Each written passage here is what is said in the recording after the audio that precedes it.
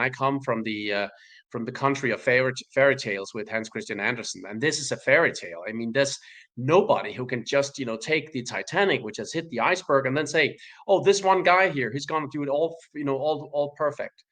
I mean, we're talking about $1 trillion of economy, not just the US, but trillions of dollars across the world. We're seeing everywhere that there is a struggle amongst the consumers. And then we think, oh, but this is coming out from Trump and it'll change everything and anything. And it's simply understanding this, that when the economy starts to turn, it's something that takes a while.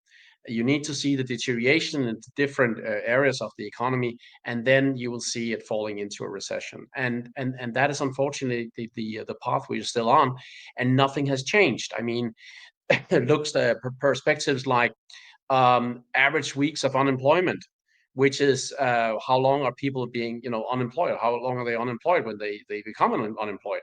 Well, it's actually going up and up, and it's higher than it's been for a very long time. And it's when every time we see it moving up like what it does now, it's a signal of a coming recession.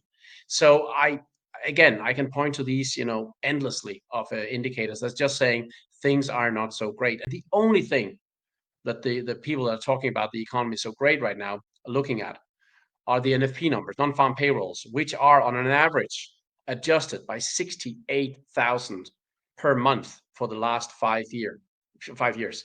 So I mean, that we look into those and they are seasonally adjusted. And if you look at the December adjustment, it was the lowest we pulled out, because December is a good month because people are coming into work there. And if you look at that, that is seasonally adjustment that they put in there has been the lowest we have seen in 20 years. And if you look at the part-time jobs, which is really, when you look at NFP numbers, they just count one job for a job.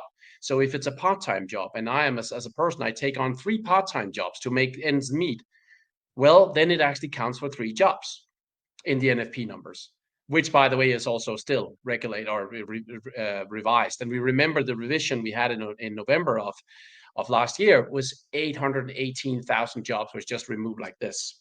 So all of the talk of how strong the economy is, I simply do not buy it. And I think we're much, much closer to a market top than most people anticipate and understand. So yeah, I hear the narrative. I hear what they are talking about with Trump coming in and whatever he can do, but that's part of the narrative you hear into a top.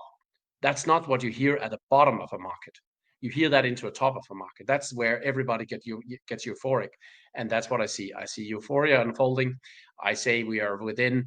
We'll have a strong rally here going into the inauguration or after the inauguration for a couple of weeks in the stock market, months if we are lucky, and I think the crypto market will explode to the upside. But it does not mean that the economy is fine. It definitely is not, and that's still where we're heading. And again, when we look at all the structural setups we have for the economy right now, people need to start to tell me why it is that we can see all these things that we have seen over and over and over again before recessions. And this time, by the way, oh, this will not lead to a recession.